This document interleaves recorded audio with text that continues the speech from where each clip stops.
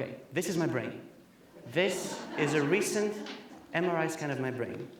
Here's another one. Notice something different, something missing. See that X marks the spot thing over there?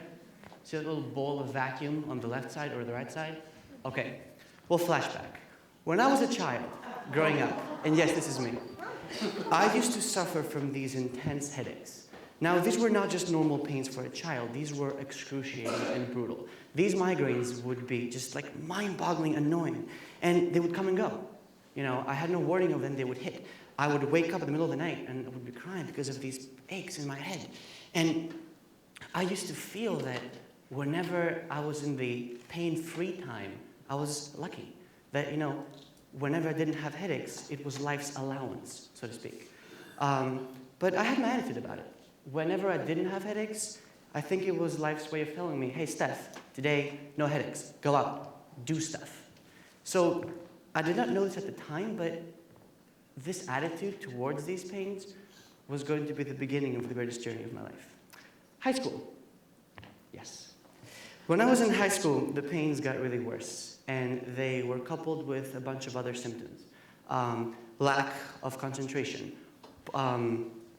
poor perception of visual kinetic concepts, lack of sleep, reversal of sleep schedule, something which I still suffer from. And as the pains got worse, both my parents decided to take action. These are my parents. My parents both belong in the medical side of life. This is my father, Nico. He's a very serious, intellectual professor, doctor man. He's where I get all my cocktail party, pseudo-intellectual, stuff. And my mother, who's an entrepreneur, she is half Italian. She's where I get all what you see. So my parents, being both doctors, they put me through a series of tests, IQ tests, and performance in visual kinetic stuff, and ADD, ADHD, which is a fancy ADD. And we discovered, when I was a teenager, that I suffer from a very rare disease. This is the document that kind of landed in our house and changed everything for me. What it basically says is that I have a cyst in my frontal left temporal lobe. A cyst is like a water balloon, like this ball of like liquid that right now lives inside my brain. It is about this big, like my fist. So I was born without a part of my brain. Almost half of my left hemisphere is missing. And in that place, there's a cyst. And if it bursts, I will either die or I will either spend the rest of my life in a comatose vegetable state. Both very, very bad things. So this cyst, it's like having, like I said, a water balloon, a hand grenade, or a time bomb right inside my head. Over there. So when I first found out about this, and trust me, you see where this is going. When I first found out about this, I was devastated. I was steeped in fear, fear of death. Obviously, fear that at any given moment, the cyst inside my head could burst and I may die. And if I die, what happens to my dreams? What happens to my filmmaking? What happens to my parents? What happens to everything that I aspire to do? And I didn't know this at the time still, but this fear was going to be the fertilizer for my most amazing journey. And I used to feel injustice. I was frustrated, I think. Why me, Why couldn't I live a normal life? Why couldn't I live to be 80 or 90? Why do I have to spend every single day with this constant reminder that I may die at any given second?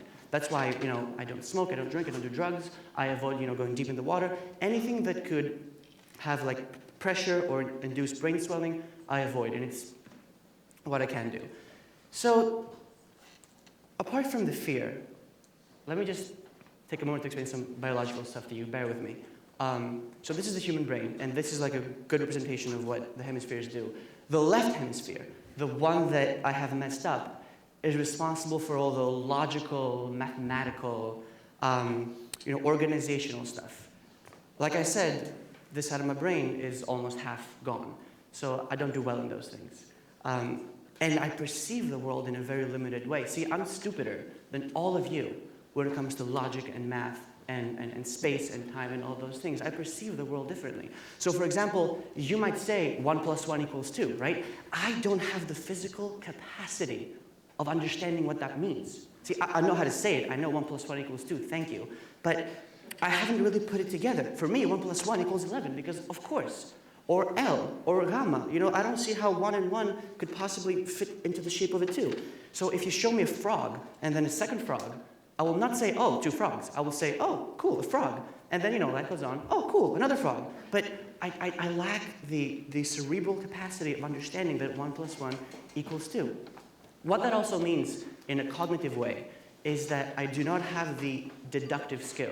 Deduction is usually the mediator between knowledge and observation. That's how it works usually. So observation, a girl has a hickey. Knowledge, hickeys come from kissing.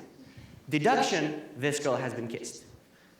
See, there's no way, there's absolutely no way for my, you know, half left brain to process that. So instead, what I do is I use feeling. If I see a girl with a hickey, I think of all the times that I've planted a signature in a girl's neck, and then I begin to feel that this girl has been kissed. And in a way, I sort of compensate. See, I've trained myself to feel those things because I just don't have the intellectual capacity to do so. So, back to the two. Okay, now this is the good part.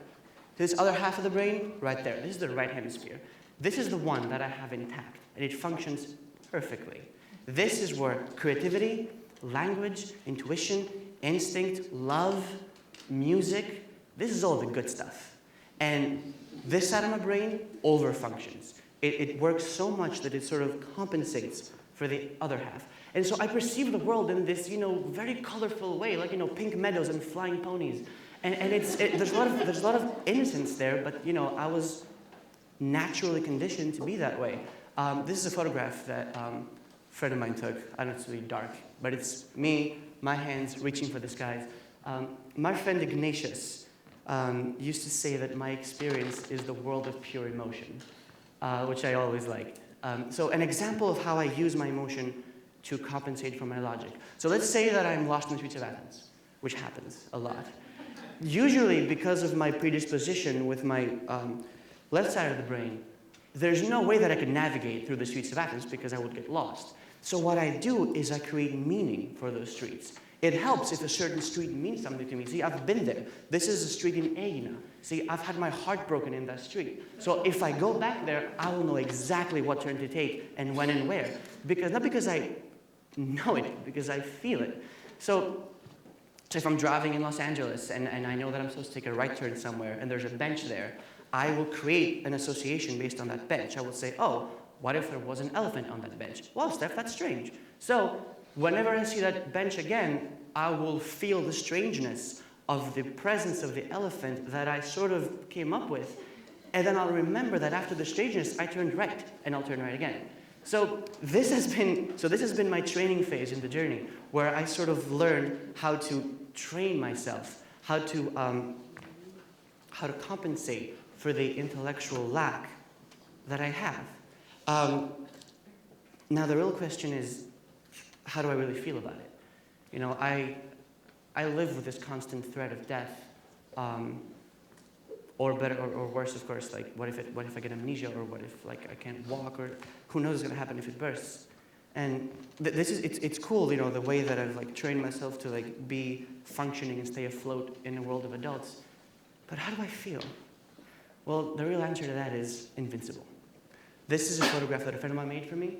This is my face, and it's comprised of this, you know, images of things that have meaning for me. I feel invisible. I think I'm going to live forever. And I'm not saying it's a joke. I'm actually going to live forever. You'll see. When I first found out about this, there was a mental like shift, and that's when I became Stefanos. I sort of realized that, wow, this is a gift. This is not a curse. This is life's way of telling me that I should do what I want to do and be what I want to be tonight. Not tomorrow, tonight, right now. And from then on, there was nothing stopping me. I sort of did everything that I've always wanted to do, but fear was holding me back. I wanted to be a filmmaker. I became a filmmaker. I made movies. I fell in love. I had sex. I traveled the world. I adventured all night long. I did everything because of this sense of urgency, because the universe planted a cyst in the middle of my brain that was a constant reminder that I should live and live now. However, it doesn't mean that the universe stopped throwing crises at me. I think that the universe has a weird relationship with me, because naturally, because of my problem, I don't think I was meant to exist. So ever since, like, the universe has been like throwing things at me, like testing me almost. So my parents, after like what, 25 years of marriage, broke up in 2008. And all of a sudden, I lost my sense of anchor, my constant. This is my friend Ignatius, my best friend since I was a kid, who had only one dream in his life, to purchase a motorcycle. You see where this is going. He bought the motorcycle and, of course, was killed tragically August 6, 2010. What else? Oh, yes, coming to America. That was a huge one. I had to, like, change my whole, modus vivendi, and I had to adjust to the language and learn all your colloquialisms and sacrifice so much of my Greekness to be able to assimilate and accustom myself to your ways. And ultimately, like, this was really, really, really hard for me, but it was another crisis. What else? Yes, boom. Friendships that got lost. We've all done this. People that we've lost, friendships that have ended, relationships that have gone badly. Plans for movies and dreams that get thwarted because reality happens, illnesses, rejections, and money problems, and academic crises, and existential crises, and of course, the capital C crisis.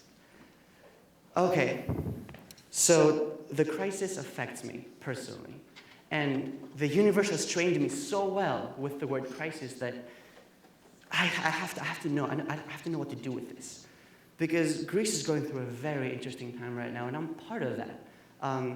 How do you learn to take a crisis like this cyst in my brain, like my parents' breakup, like my best friend passing away, and how do you take that? What's the mechanism? Most of us try to deny it. I didn't do anything to cause this crisis. Well, I didn't do anything to have a cyst in my head, but there it is. What do you do with it? And we've all heard things like, whatever doesn't kill you make you stronger. Or, the night is darkest just before the dawn. Or, after things go bad, they go good. It's physics. But what does that mean? You've all gone through personal pain, but what's the mechanism? How do you turn the bad into the good? What do you do? Well, and this is where my experience kicks in. Because I've been living a crisis for all of my life, and because my journey has been that of translating crisis into something better and beautiful, the mechanism is this, and this is strictly from experience. A crisis is, it's an elevator. What does that mean? Doors open wide, and it's an elevator of opportunity. You take it, and it takes you down. You don't deny it. Feel whatever it is that you're afraid to feel. Just feel it, and you'll go down into the depths of who you are, and that's your chance to truly sacrifice something. Because change implies sacrifice, and that is the mechanism. If you want to learn from your failure, you have to you have to know what you can live without. So, for example, my cyst, my problem was my elevator, my crisis elevator. I walked in there, I plunged deep down, and I sacrificed fear of death. I don't have that anymore. I live, I go, I do stuff. I drew this. Okay. Before I came to New York, I was hanging out with a friend whose father had passed away. And she was talking to me about how she wouldn't allow herself to feel it. But then when she allowed herself to feel the depression, she went all the way down, and she killed dependence, and she became a better person for it. So a crisis, by definition, is not something that you have to shy away from or deny. Feel it. And only if you do that will you be able to truly reach into the depths of your psyche and see who you are and see what you can live without. And that's what I've done through my journey. And this is going to be entirely personal, but these are some things. These are the top 5 things that I've sacrificed and I've learned to live without. Permission hunger, yes. Why is it that everybody is... People, we should do what we want to do and be what we want to be at all times. Why are we waiting for permission to be the people we want to be? I meet people every day who are this and who are that, but secretly they want to be musicians and writers and what have you. Well, do it. Nobody will give you permission unless you give it to yourself. So let's see, what else? Deafness, listen. When I was young, I would not listen to my elders. I would shy away from experience. One of the things that I've learned through my crisis is just listen to older people, listen to experience. If you're old, listen to the older. If you're really old, read. And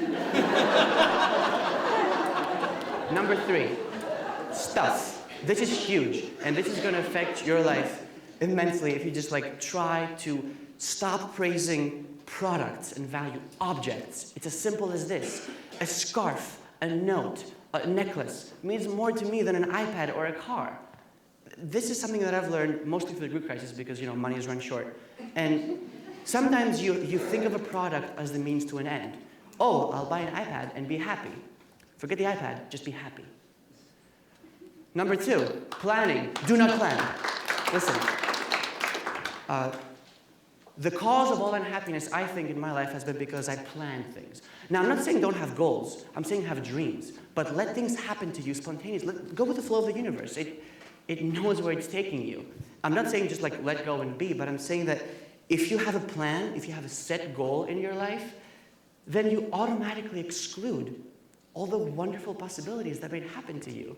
And what's amazing about people who've actually achieved their dreams is that they never planned, they never expected, and the results were better than their expectations. And the number 1 thing that I've sacrificed in my life, the number 1 thing that I've learned to live without, and if you remember anything from tonight's speech besides the word cyst, it should be this 1 thing. This is the 1 thing that I've learned to live without.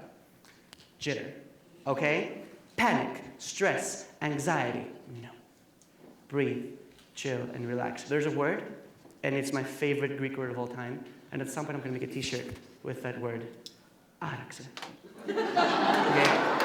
Araxe, it's a combination, it combines many things, It means chill, it means relax, it means breathe, take it easy, but with a sense of readiness. That's what I love about araxe. People come to me all day, they're like, Stefanos, araxe. Greek crisis hits. My parents are like, oh, we're going to lose our jobs, no money, no home. Araxe. No, just remember to breathe. It's all going to be fine. Nothing is worth the stress. Nothing. If you're late for an appointment and you're stressing, why stress? In the scheme of things, who cares? Araxe. And that is the philosophy. That is what I embody. Chill, but be ready. So, these 5 things are things that I've learned through my personal crises.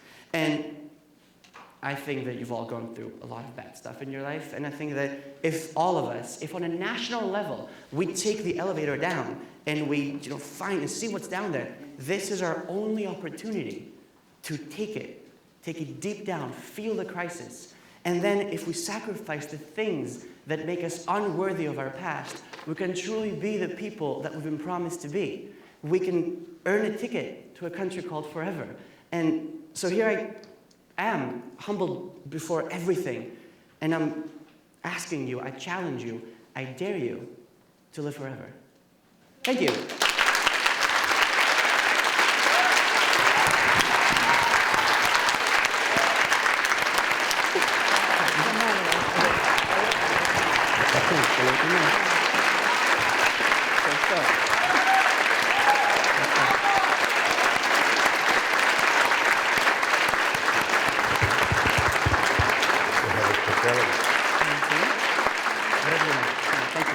Ευχαριστώ πάρα πολύ.